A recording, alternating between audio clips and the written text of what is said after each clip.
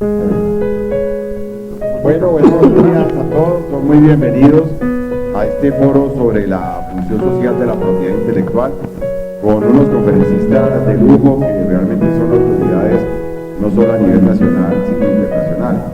El doctor Fernando Zapata López es conocido acá en las facultades. Damos la bienvenida al decano, al doctor Genaro Sánchez.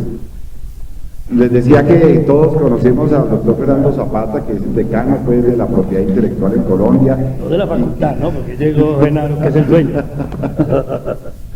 Y acá siempre los estudiantes lo recuerdan en su célebre clase de derechos de autor los viernes de 7 a 10 de la mañana, muchas veces ad honorem, o sea que es un buen ejemplo de la función social de la propiedad intelectual.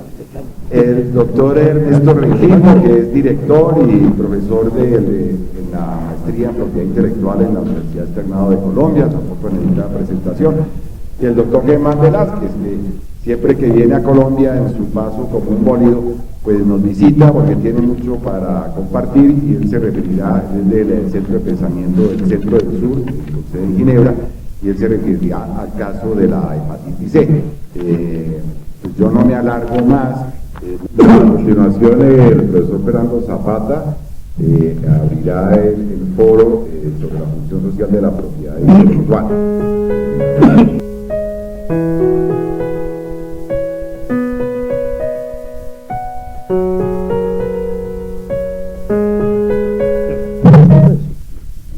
Bueno, muy buenas tardes a todos.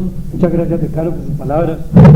Profesor Martín Uribe, muy complacido de estar aquí en compañía del profesor Germán Velázquez y del profesor Ernesto Rengifo, viejos, conocidos amigos, además, absolutamente probado y reconocido dentro y fuera del país, su sapiencia, su conocimiento, su versación sobre este tema.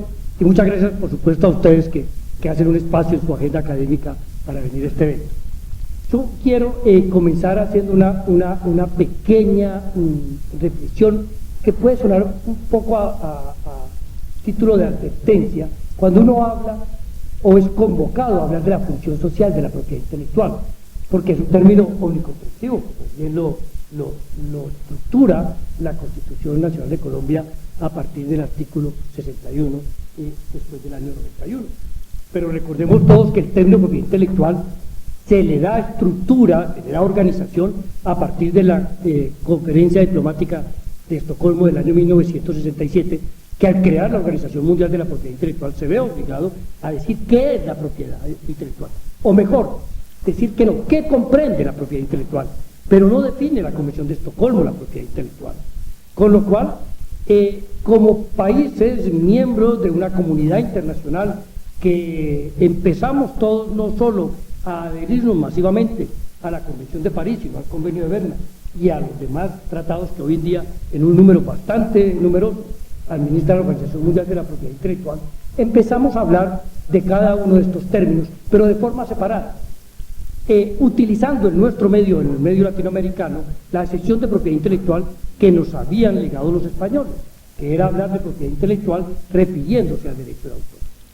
Pero con el devenir de los años, y particularmente cuando el tema de las diferentes formas de protección del ingenio y del talento llega a ser parte determinante de las agendas de los tratados de libre comercio, el concepto de propiedad intelectual toma otra dimensión que en el caso colombiano es respaldado por el artículo 61 de la Constitución. Y allí entonces hablamos de propiedad intelectual de manera genérica, pero de repente sin que el desprevenido observador, ni el funcionario gubernamental, ni mucho menos el negociador, entre a diseminar el significado de cada una de las formas de la propiedad intelectual. Y ahí hay simetrías como hay asimetrías, y hay sin duda alguna posiciones muy fuertes como posiciones muy débiles, pero con todo eso nos fuimos a negociar, hablando de propiedad intelectual. Y esto yo lo pongo a título de aclaración para reiterar de que no es fácil hablar en el sentido genérico de la función social de la propiedad intelectual, y mucho más en el caso presente Yo hablo de derecho de autor y para nadie es un secreto en esta sala y fuera de ella que yo tengo una posición muy fuerte hacia el derecho de autor. Naturalmente, reconociendo en dónde debe hacerse espacios, dónde deben hacerse limitaciones.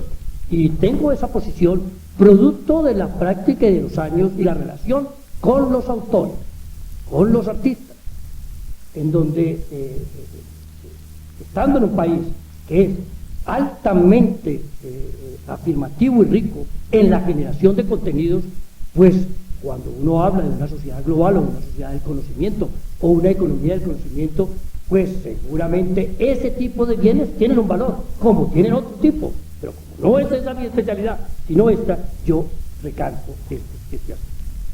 El señor decano nos ha quitado, ya nos ha ayudado con la primera parte, que es hablar de esta función social de la propiedad, pues como un concepto jurídico que busca precisamente eso, limitar el carácter absoluto y exclusivo, guiado por el bien común y guiado también por el concepto de justicia social. ¿Cómo lo aplicamos a la propiedad intelectual y en particular al derecho a autor? Aquí tendríamos nosotros que empezar señalando que en América Latina no es muy corriente encontrar en la jurisprudencia, aún en los países que tienen rica jurisprudencia en estos temas, como es el caso de Argentina, una sentencia que delimite la naturaleza jurídica del derecho a autor y que haga diferencia entre el concepto general de propiedad intelectual y el derecho a autor, y además haga equivalencia a de cómo, cuando el postulado constitucional de proteger honra, vida y bienes del ciudadano alcanza también la protección del ingenio y del talento como un bien de la persona.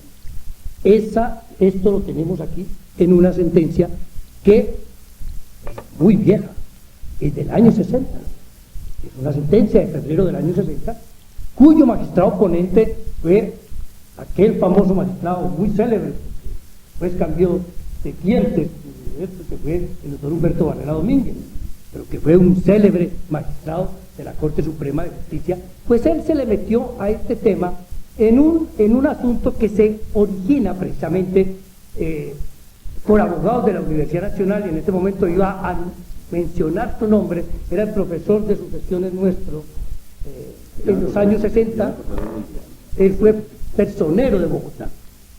Y la ley 86 del 46. Exactamente, así lo conocíamos. Y lo conocíamos con el apodo de Frutica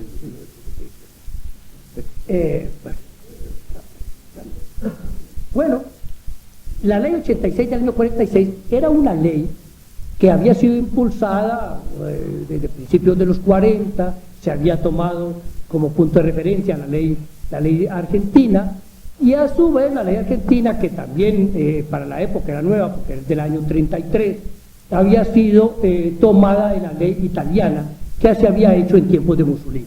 Con lo cual la ley de derecho de autor que se origina aquí es una ley que... Baudilio, ¿verdad? Perfecto, gracias. Esta ley permitía o tenía una inspiración muy estatista, y eso llegó a la ley del año 46 en Colombia, con lo cual en un artículo, en un capítulo donde se permitía la creación de sociedades de autores, se permitía inmediatamente también que el gobierno, a través del Ministerio de Gobierno en aquel entonces, determinara cómo se cobraba el derecho de autor y cómo se distribuía. El primero de Bogotá, que era Baudilio Bernal, inicia toda esta acción contra ese inciso tercero del artículo 39. Y ese artículo 39 generó esta sentencia que ha sido citada en todos los libros de derecho de autor y que hoy en día seguimos mencionándola porque no tenemos un referente más exacto, más explícito para definir lo que queremos decir. Esa sentencia, entre muchas cosas, dice, abre comillas, lo siguiente. Dice, sin duda, entre las distintas tesis que se han expresado sobre la naturaleza del derecho de autor, la más afectada hoy es la de que se trata de una propiedad sui generis, entre el sistema de concesión, entre comillas, gracia del soberano, temporal, intransmisible, por acto entre vivos y por causa de muerte, y que rigió entre los siglos XV y XVIII, el de monopolio exclusivo, de explotación temporal, ya cesible y transmisible, y el de propiedad especial, se observan diferencias notables en beneficio de este portal. El proceso de protección de la creatividad y del ingenio era un proceso de protección vía el mecenazgo. Por eso decimos, desde aquel instante, que el derecho de autor es fruta legítima del derecho de comunicación, de la necesidad de comunicar, de la necesidad de que las ideas circularan libremente. Y para ello, como lo dicen las sentencias de hoy de la Corte Constitucional de Colombia, pues la garantía de que los autores puedan decir, puedan expresar sus sentimientos, requiere de que los autores no vivan de los mecenas, ni vivan del poder político o religioso, sino que vivan de la explotación de la obra. La propiedad sui generis tiene sus modalidades, pero queda en ella la sustancia de la propiedad. Queda en ella la sustancia de la propiedad, son tres elementos: el ius fructus, el uso, el fructus y el abuso, y sus atributos de persecución y preferencia. Un derecho que cuenta con estos atributos es real y con aquellos elementos es de propiedad, pero especial por su modalidad. Ello más acentuadamente en legislaciones como la de Colombia, según la cual los derechos de orden económico son personales o reales, sin casillas separadas para elementos patrimoniales de naturaleza distinta o especial.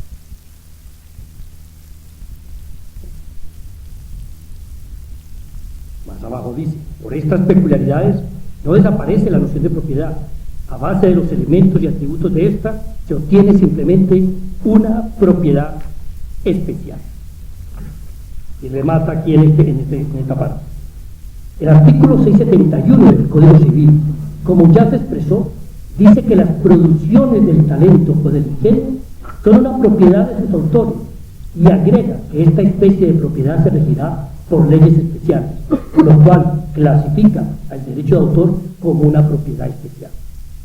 De igual manera, quienes entre nosotros han tratado la materia se han referido a la propiedad artística o literaria o intelectual casi siempre sin distingo ninguno tocante a la especialidad de la propiedad. Así aparece el debate habido en la sesión del 18 de mayo de 1886, cuando se introducen estos temas en el proyecto de lo que sería la Constitución. El artículo 16 de la Carta se refiere a la Constitución de 1886, por supuesto. Dice que las autoridades están instituidas para proteger a todas las personas en sus vidas, honra y bien. No obstante esta norma común, el constituyente juzgó del caso consagrar la protección de la propiedad literaria y artística de manera expresa en el artículo 35 de la Carta, que dice será protegida la obra intelectual por el término de la vida del autor de 80 años. Pues lo que la sentencia lo que nos dice es que extrapola esa protección de la propiedad intelectual o de la propiedad común a la propiedad intelectual, considerándola no obstante y en razón de sus especiales características como una propiedad especial. De manera que cuando nosotros tuvimos la reforma en el año 36 de la propiedad tiene obligaciones sociales, la función social, pues se consideró igualmente que estaba hablando aquellas otras formas de propiedad intelectual que continuaban vigentes en el artículo 36. Y cuando el constituyente de 1961 no hace distinción alguna, lo que dice que será protegida la propiedad intelectual, pues y en donde engloba todas las formas y expresiones de propiedad intelectual, está diciendo, como hasta ahora ha quedado dicho, que también le es aplicable todas aquellas formas de convivencia con el interés común o social que tiene la propiedad común. Aunque no volvimos a tener, como mencioné de un inicio, ninguna sentencia que reiterara esto dicho en el año 60, lo más cercano que tenemos es una sentencia de la Corte Constitucional el 20 de junio de 1996, magistrado ponente Julio César Ortiz, ¿sí?, hablando de la dimensión de los derechos patrimoniales. Y allí, en una parte, dice la sentencia: los derechos patrimoniales de autor, en la concepción jurídica latina, son tantos como formas de utilización de la obra, sean posibles. Ellos no tienen más excepciones que las establecidas por la ley, pues las limitaciones han de ser específicas y taxativas, hablando de los derechos patrimoniales como una expresión de la forma de propiedad. Dicho esto, nosotros tendríamos ahora que hablar del convenio de Berna. El convenio de Berna, muchos en esta sala lo saben, es un acuerdo internacional, un convenio hecho en 1886 en la ciudad de Berna, Suiza, y que apuntaba básicamente al interés de los autores europeos y particularmente a los franceses de proteger las obras fuera o en los territorios de ultramar, fuera de Francia y en los territorios de ultramar. Pero ahí vamos a encontrar en el convenio de Berna, sin hacer ninguna reflexión, ni en ese momento, ni en las diferentes revisiones que el convenio sufrió hasta el año de 1971, ninguna referencia al concepto de propiedad. Aparecía allí simplemente la referencia a un derecho de los autores que se presentaba en forma de exclusiva, con esa capacidad del autor de hacer, de autorizar o prohibir. Sin embargo, el mismo convenio de Berna, desde su prólogo, ha insistido en que es necesario construir un balance, así lo llama exactamente, un balance, un equilibrio, diríamos hoy, entre estos derechos de exclusiva que se instituyen en cabeza del titular del derecho cuando él hace ejercicio de los diferentes derechos reconocidos en relación con la obra, y otro tipo de intereses. Si bien el convenio de Berna no menciona ese tipo de intereses, los tratados de última generación, como podría ser, por ejemplo, el Tratado de la OMC de 1996, sí se refiere ya a qué tipo de intereses se estaba refiriendo el convenio de Berna, cuando dice: reconociendo la necesidad de mantener un equilibrio entre los derechos de los autores y los intereses del público en general, en particular en la educación, la investigación y el acceso a la información, como se refleja en el convenio de Berna, se determina. Y ahí, entonces, siempre hemos entendido que parte o que expresión de ese balance, que expresión de ese equilibrio, son las diferentes excepciones que tiene o que trae el convenio de Berna. El tiempo pues no nos da para entrar en el estudio y en la definición de cada una de estas excepciones, pero podríamos mencionarlas claramente, que están en el artículo 2, párrafo 8 del convenio de Berna, en relación con las informaciones periodísticas, que es lo que nos sirve ya en clase, en un ambiente mucho más académico, señalar, hacer la disquisición acerca de cómo la información, el mundo de la información, el mundo de la radio, el mundo de la prensa en general, que produce contenidos, imágenes, fijas o movimientos, sonidos o textos protegidos por el derecho de autor, conviven con otros medios de comunicación, como una información emitida, por ejemplo, por el periódico El Tiempo, porque tiene la capacidad técnica y humana para ir detrás de la noticia o para producir la información, es claramente reproducida o permitida reproducirla por un medio de provincia que no tiene al alcance la relación con el hecho generador de la ley. Tenemos el artículo segundo bis, posibilidad de limitar la protección de algunas obras, como los discursos, como algunas utilizaciones, las conferencias, las alocuciones, lo que llamamos en general las obras orales, que se pueden utilizar en el ánimo de informar. El artículo 10, por ejemplo, el artículo 10 bis, que son artículos que permiten utilizar las obras con destino a la enseñanza, que tienen sujetos cualificados. El sujeto cualificado no es la educación, es el ánimo de enseñar, y el ánimo de enseñar lo tiene el profesor, el maestro y el que lo recibe. Para ellos están dispuestas las limitaciones, y es no una interpretación de un entendimiento correcto y cabal que hay que hacer, porque quienes piden las limitaciones no son ciertamente los usuarios directos de ellas, los sujetos cualificados, sino la institucionalidad educativa, y eso genera sin duda alguna un choque de intereses, por no decir una tensión. Esas posibilidades de excepción, por ejemplo, encuentran aspectos muy importantes. Por ejemplo, como que señalar que desde 1928, en la revisión que se hizo del Convenio de Berna, se establecieron las licencias obligatorias de radiodifusión. Y las licencias obligatorias de radiodifusión están en compañía de las licencias obligatorias de reproducción que fueron establecidas en Berlín en 1908. ¿Y a qué apuntaban ambas licencias? Hoy vigentes, vigentes en las normas, vigentes de los tratados, vigentes en las leyes, pero de poco uso práctico.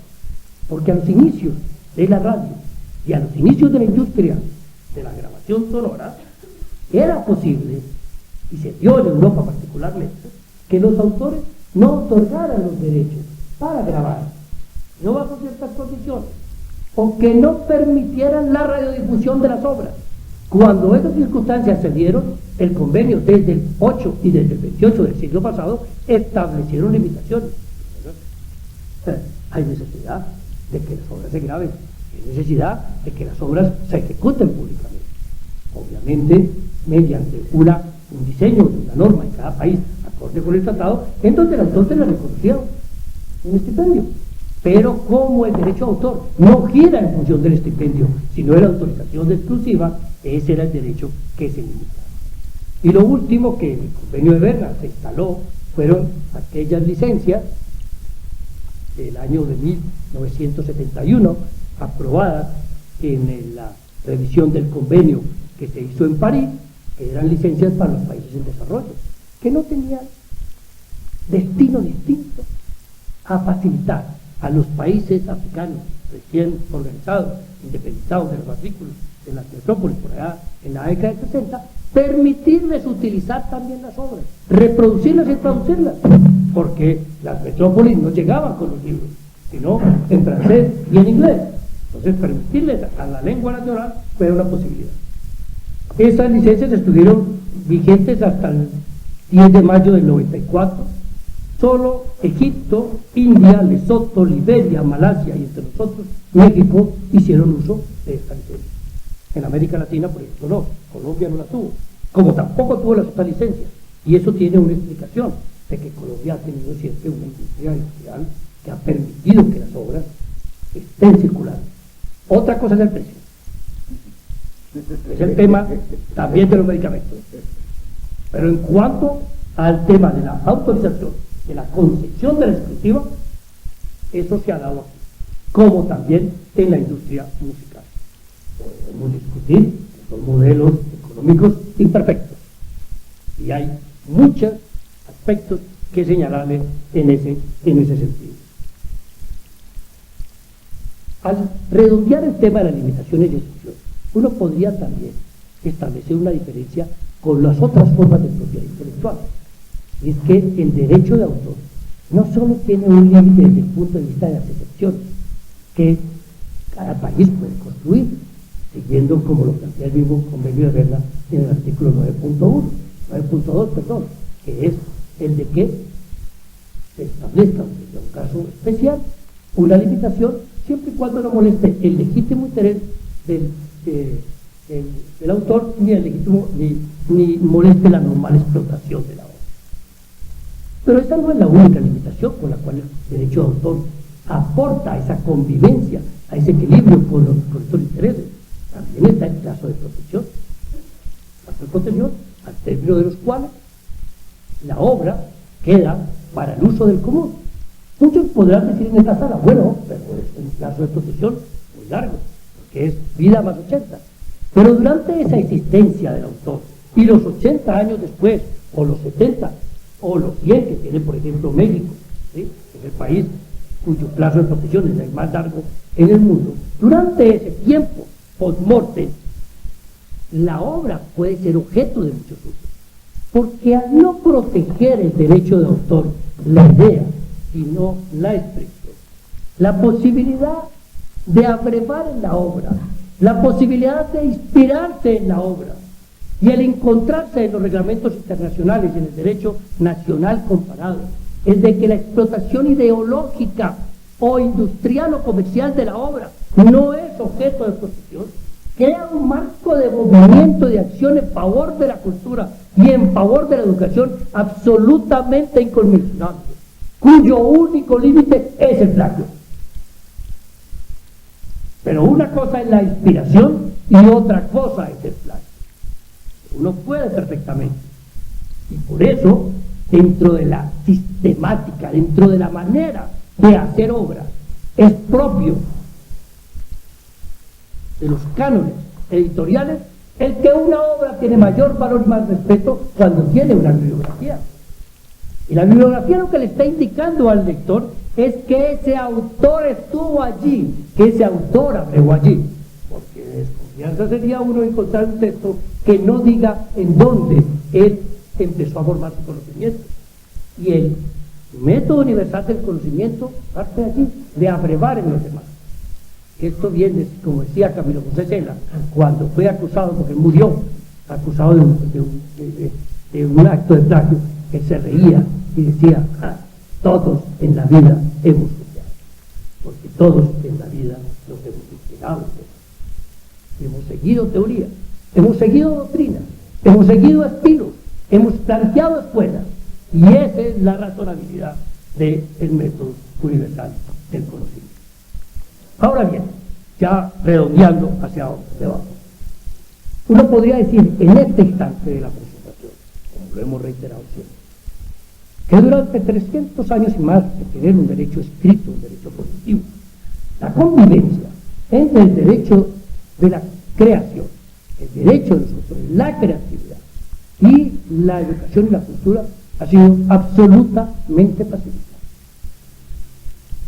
Que siempre que hemos tenido necesidad, en los momentos de la historia, de acudir a nuevos procesos, bien producto de un proceso revolucionario, como el de los Estados Unidos, o como el mismo de Colombia, ¿sí?, hizo necesidad de estimular la creación de obras, de libros, para no seguir reproduciendo en el sistema americano lo que habían dejado los ingleses y lo que en nuestro suelo dejaron los españoles. Ustedes ven la razonabilidad de la ley colombiana de 1834, expedida por Santander, en el ánimo de apalancar un sistema educativo está el de que se creen obras, y para eso que mejor para estimular a los autores, que vivan de ello. Entonces, decir que libertad de expresión y derecho de autor han vivido de la mano en estos momentos, pues ninguna exageración. Comencemos por las mismas declaraciones, tanto la del 48, ¿sí?, que es la Declaración Americana de los Derechos y Deberes del Hombre, cuando dice: toda persona tiene el derecho de participar en la vida cultural de la comunidad, gozar de las artes y disfrutar de los beneficios que resulten de los progresos intelectuales y especialmente de los descubrimientos científicos. Tiene asimismo el derecho a la protección de los intereses morales y materiales que le correspondan por razón de los inventos, las obras literarias, científicas y artistas de que sea autor. El artículo 27 de la Declaración Universal de los Derechos Humanos lo que hace es concretar ese mismo postulado y dice: toda persona tiene derecho a tomar parte libremente en la vida cultural de la comunidad o gozar de las artes y a participar en el progreso científico y en el beneficio que él resulte. Toda persona, en el numeral segundo, tiene derecho a la protección de los intereses morales y materiales que le correspondan por razón de las producciones científicas, literarias y artísticas de que sea autor. Esta construcción en dos dimensiones no hace más que darle al derecho a autor el concepto o la seguridad de la sostenibilidad. Aquí hablamos también de un derecho sostenible, como en el derecho del medio ambiente. Por eso parte de la necesidad, del interés, del derecho que tienen las personas de participar activamente en la vida cultural.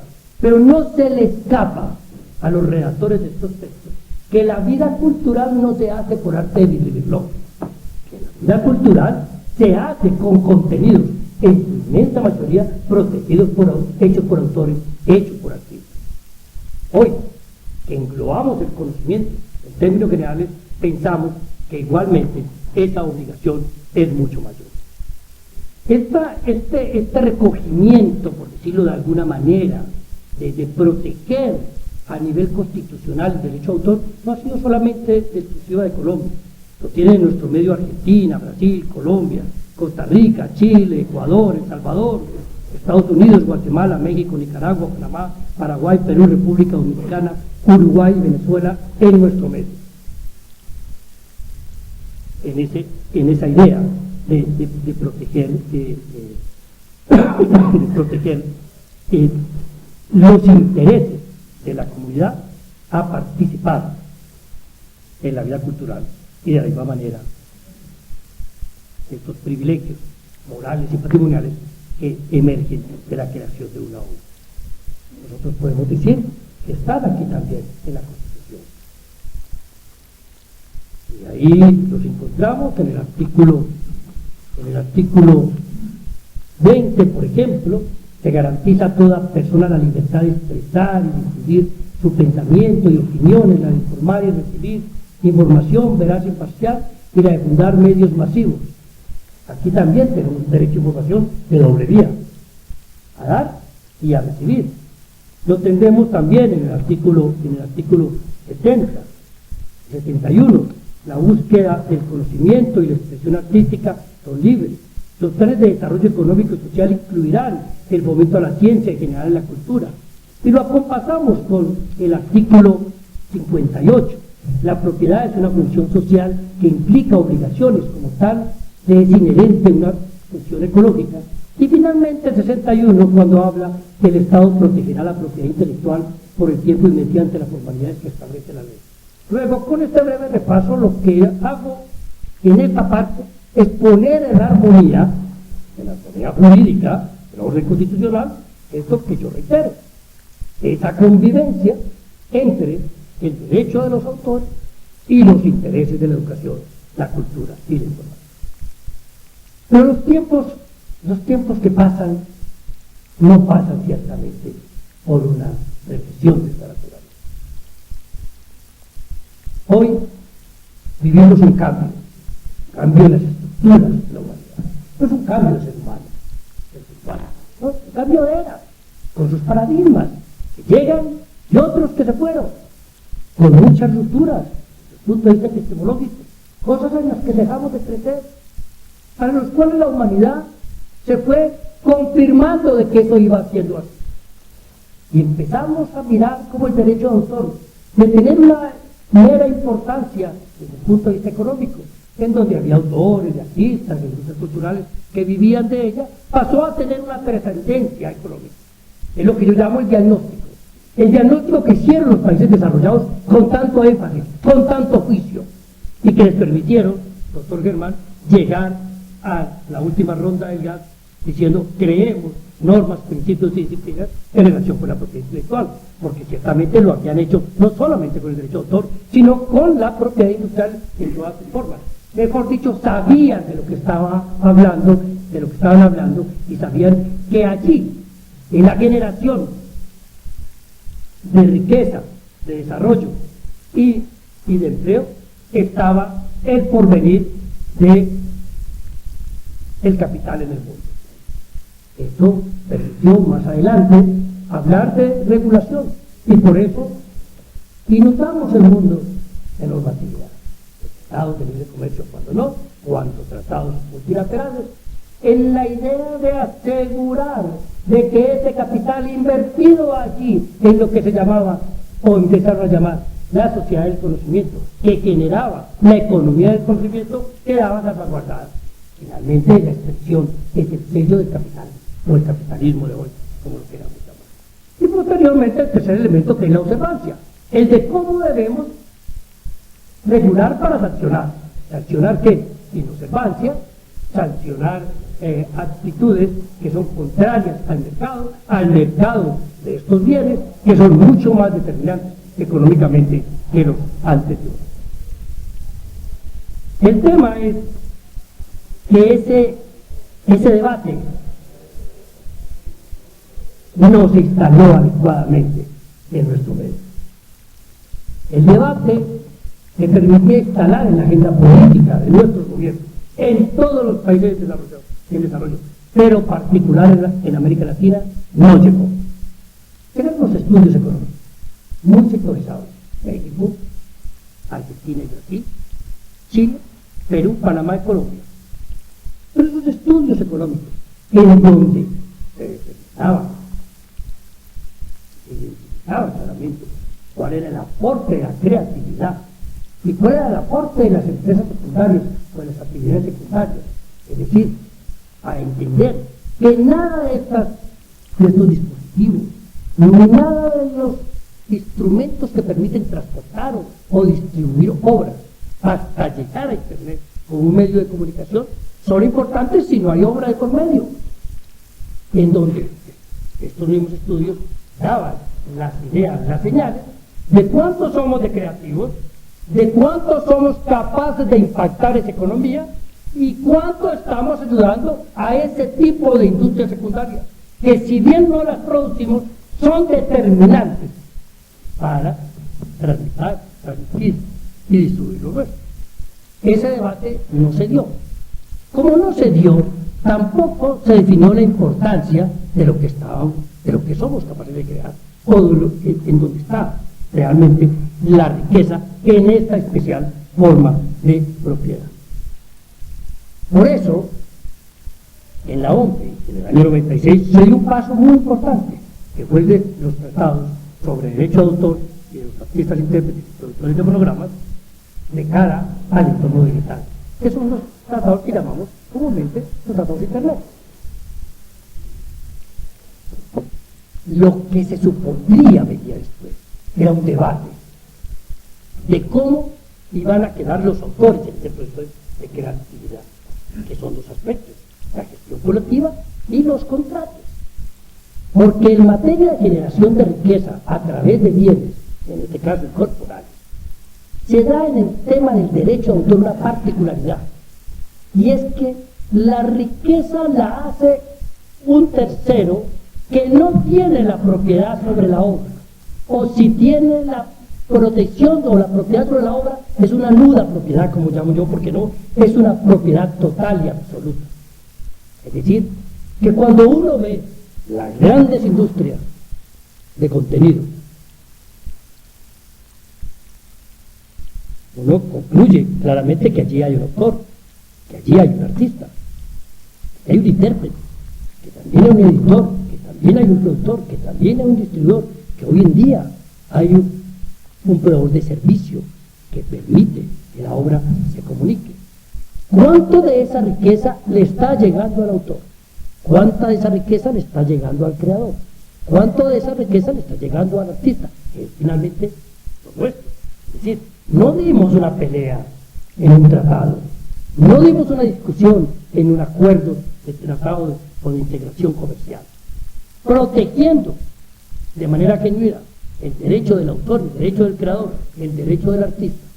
Si a la hora de la verdad el tema contractual hace que ese autor pierda en el primer contrato que celebra todos los derechos que la ley le reconoce desde la Constitución hacia abajo. Esa es la discusión que nosotros debemos. Ahora, se nos metió el tema de las limitaciones y excepciones en todos los países, en todos los órdenes. Las excepciones para las bibliotecas, las excepciones para los museos, las excepciones para la educación, las excepciones para los discapacitados visuales. Yo no creo que esa discusión sea mala, yo no creo que esa discusión no deba darse, pero yo creo que en el orden de los factores hay una razonabilidad que se impone, y es que antes de hablar de excepciones hablemos del vigor de los derechos de los autores en ese entorno digital. Porque si yo a la sala le comentara, por ejemplo, que es común en muchos países, entre esos el nuestro, que los autores de obras musicales, por ejemplo, no han podido negociar sus derechos en el entorno digital, y que los autores de los artistas más famosos que ustedes escuchan, desde el reggaetón hasta la champeta, pasando por todos los géneros que generan riqueza, no se han podido definir en el entorno digital. ¿Sí? Y esa discusión no se da. Y por eso a mí ese debate me pone en condiciones de reafirmar más la vigencia del derecho de los autores desde la perspectiva de asegurar el control de su obra, de asegurar la explotación de la obra, mediante sociedades de derechos de autor muy fuertes, mediante la construcción de sindicatos muy fuertes, que les permita participar en ese entorno digital. Por eso yo siempre en clase señalo una cosa que a veces suena a muchos un poco difícil. En este país pasó por alto una ley sobre la responsabilidad de los proveedores de servicios del Internet. ¿Cómo puede uno señalar que una ley para regular a los proveedores que no son en su totalidad nacionales, con excepción de dos, y que tienen una responsabilidad? No puede regular. ¿Quiénes fueron los actores en contra de eso? Porque ahora tenemos otro tipo de actores, actores que voltean mucho con la, ¿cómo llamamos ahora? Con la puerta de circulación, ¿cómo llaman? La puerta giratoria. Y están allí, porque ya están acá. ¿No? Si uno mira, la riqueza del mundo está en manos de quién, de los que distribuyen, los que trafican con los contenidos en el mejor sentido de la palabra. ¿Por qué esas mismas condiciones económicas no benefician a los creadores? Esa es mi apreciación. Pienso además que tampoco estamos haciendo el trabajo correcto, el trabajo que debemos hacer, porque si bien no abogo por un abatimiento de la ley 23 del 82, que dicho sea de paso, la ley más larga del mundo, pero que es una ley llena de privilegios para los autores, que no se cumplen cosas, ¿sí? Como la interpretación restrictiva de los contratos. Pero sí pienso que debe hacerse una ley mucho más comprensiva. Debe hacerse una ley que no solamente responda a los compromisos del Tratado de Libre Comercio con los Estados Unidos, porque el tratado con Estados Unidos se hizo en el año 2005 o en el 2017. Tenemos muchas cosas más que regular. Tenemos también que en ese debate entre todos comprender muchas situaciones. Quizá no permitir que a base de limitaciones otros hagan negocio con la obra del autor, pero sí permitir ciertos usos. Por ejemplo, vuelvo al caso de los museos, están totalmente desvanecidos en el entorno digital. No se puede muchas veces hacer digitalización de los catálogos de museos porque la ley no lo permite. De manera que así como eso hay muchas cosas que se pueden hacer y no tiene sentido que si desde 1996, pero antes desde 1994, en los acuerdos de los AFPIC, los países parte de esos tratados tienen la libertad de establecer, de construir, de diseñar un catálogo de limitaciones para el entorno digital, Colombia no tenga ninguno. No tiene sentido. Simple y llanamente porque los lobbies no dejan. Porque la debilidad de la estructura gubernamental en el enfoque, en el acercamiento, en el trato y en la regulación de la propiedad intelectual es tan débil hoy en día que hace imposible que desde lo público se puedan entender por esos grandes lobbies. Lo que estamos viendo hoy por hoy en el Congreso tenemos 1, 2, 3, 4 proyectos de ley. Cada sector viendo a dónde llega. Así que eso es lo que yo quería señalar esta mañana, dando de nuevo los agradecimientos al profesor Martín Uribe, que ha provocado este encuentro que sin duda alguna nos dejará espacio para buscar atención.